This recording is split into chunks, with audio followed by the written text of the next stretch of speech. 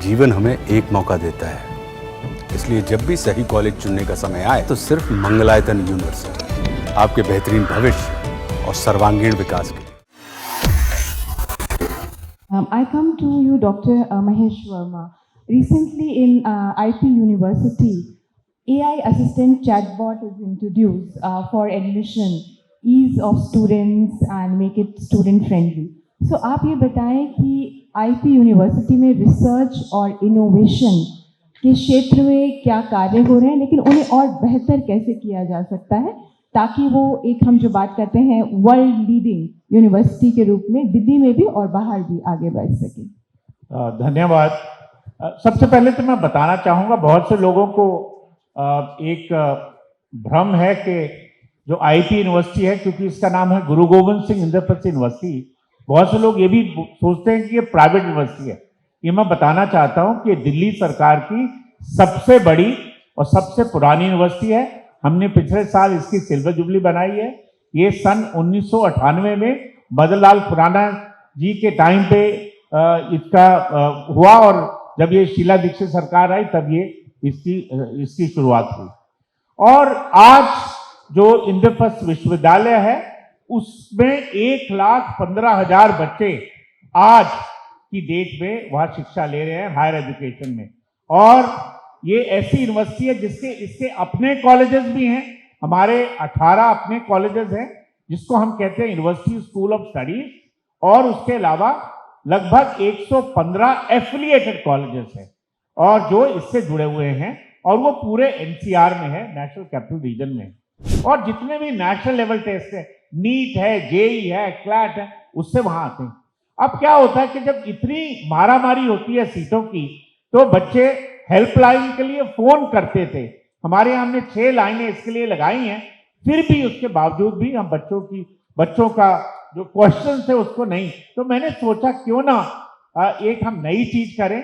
इस साल हमने एक चैट बॉट बनाया है ताकि जो बच्चे हैं उसका 85% जो उसके क्वेश्चंस हैं वो चैट बॉट ही उसको रिप्लाई कर सके। क्योंकि चैट बॉट जो है वो हमारा जो ब्रोशर है UG, PG, PhD का, उससे वो सवाल उठाता है और उसको देता है। अगर कोई स्पेसिफिक सवाल है तो उसके लिए हमारे लिए अलग से हेल्पलाइन है। तो ये एक ऐसी व्यवस्था है जिसमें हम टेक्नोलॉजी ला रहे हैं, इंक्लूसिविटी ला रहे हैं, इक्विटी ला रहे हैं, बच्चों को एम्पावर कर रहे हैं, और एक ईज ऑफ गेटिंग एडमिशन। तो ये एक नया प्रयास है, एक पायलट के रूप में इसको आने वाले समय में और बढ़ाएंगे और इसको अपनी वेबसाइट में इंटीग्रेट भी करेंगे।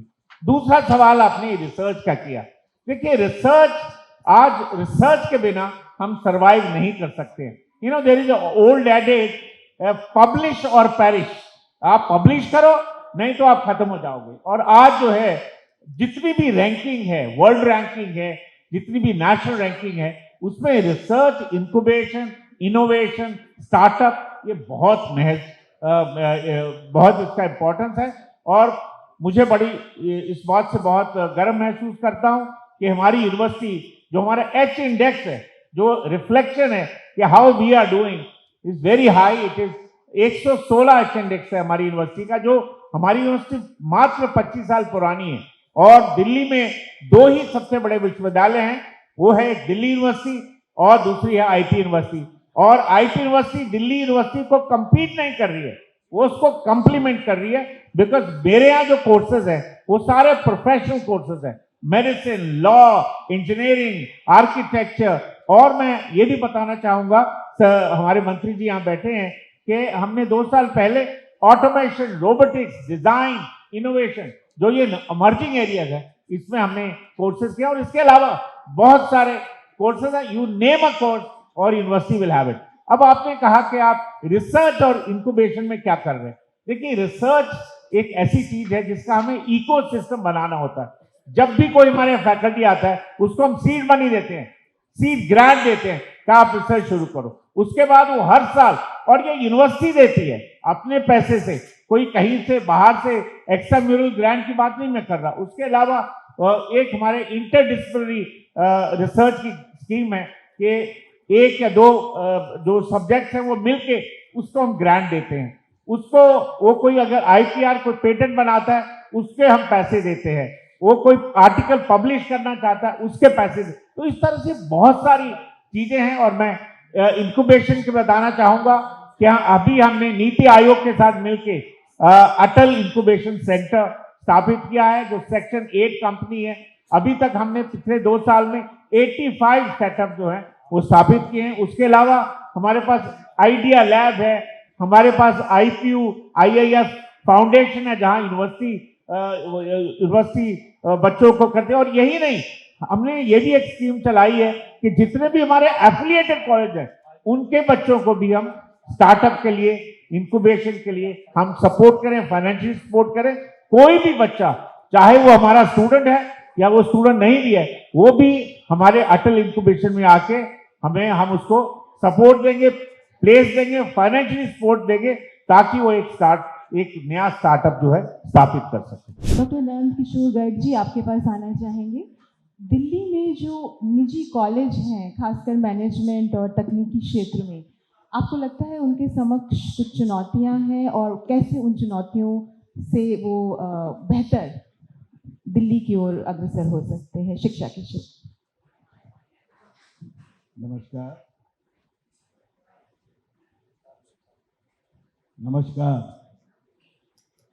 जागरण के दिल्ली में लॉन्च होने में, इसको आगे बढ़ाने में हमारे विचार परिवार ने प्रारंभ इसलिए किया था कि जो सो कॉल्ड बाबरी ढांचे के गिरने के बाद आनंद जी को ध्यान होगा, जनसत्ता ने हमारे विचार परिवार का विरोध शुरू किया था। और आदरणीय नरेंद्र मोहन जी मेरे मित्र भी रहे। एकमात्र ग्रुप है जिसके लिए हमने प्रयास करके, और जो जनसत्ता का लीडरशिप थी उसको सारे को यहाँ माइग्रेट कराया।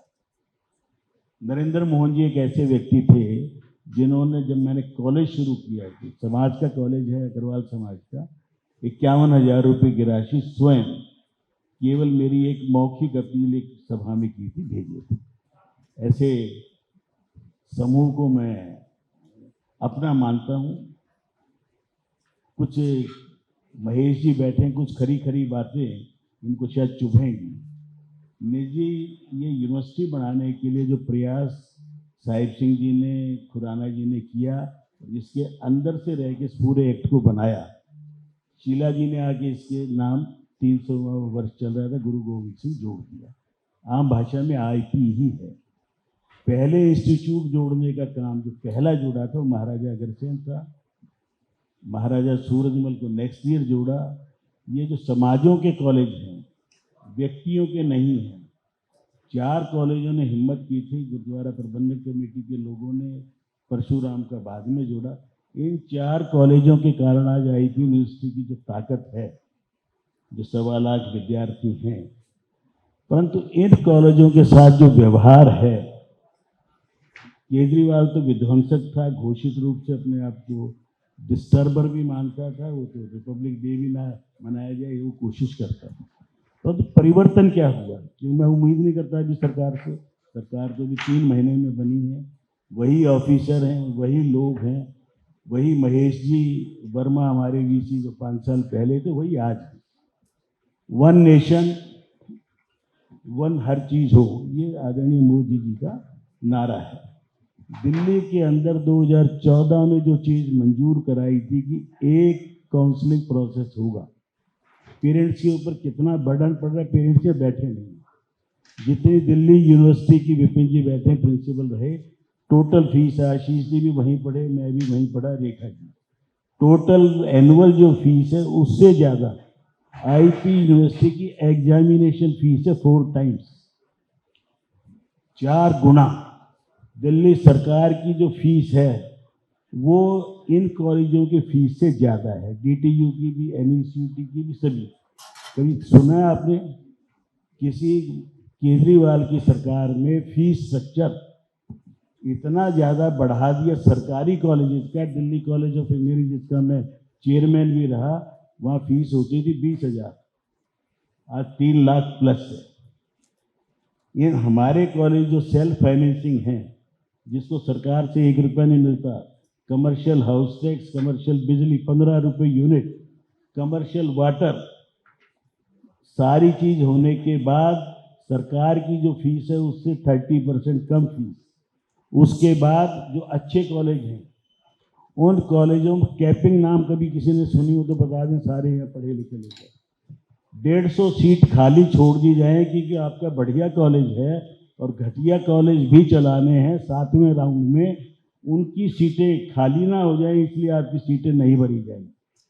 दिल्ली का नंबर 1 कॉलेज, नॉर्थ इंडिया का नंबर 1 कॉलेज प्लस एक ही रैंकिंग वाले कॉलेज की 150 सीट खाली 2024 की हों, 2023 की खाली हों, बेस्ट सीटें खाली जो कंप्यूटर जिसके अंदर 25 लाख रुपया 30 लाख रुपया डोनेशन रेट चलता है साउथ में, बेंगलोर में, कर्नाटका में, सब जगह हमारी सीटें वेकेंट हैं।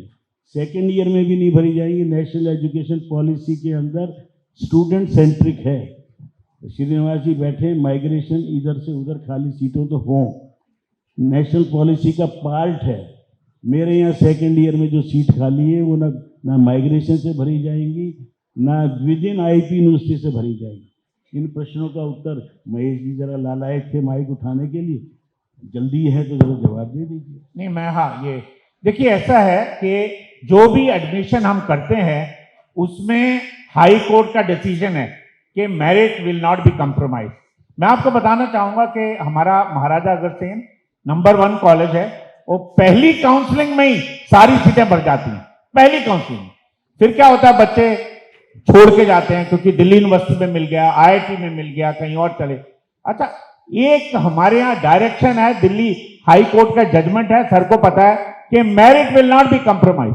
इनके यहाँ तो 150 सीटें खाली रहती हैं, बाकी कॉलेज में तो हजारों सीटें खाली रहती हैं, तो इनके यहाँ सबसे कम सीटें खाली रहती हैं। फिर बढ़िया यूनिवर्सिटी, बढ़िया कॉलेज, सीटें खाली हो, कोई जवाब, ये जवाब थोड़ी है। हम इसको चाय पर चर्चा, बढ़िया कॉलेज, हाँ, चाय पे चर्चा करेंगे। बढ़िया सरकार है और फिर सीटें खाली हो, उसका कोई जस्टिफिकेशन, कोई हाई कोर्ट का निर्णय नहीं है। ये बैठे श्रीनिवास जी, इंडिया का बेस्ट, वर्ल्ड का बेस्ट थिंग।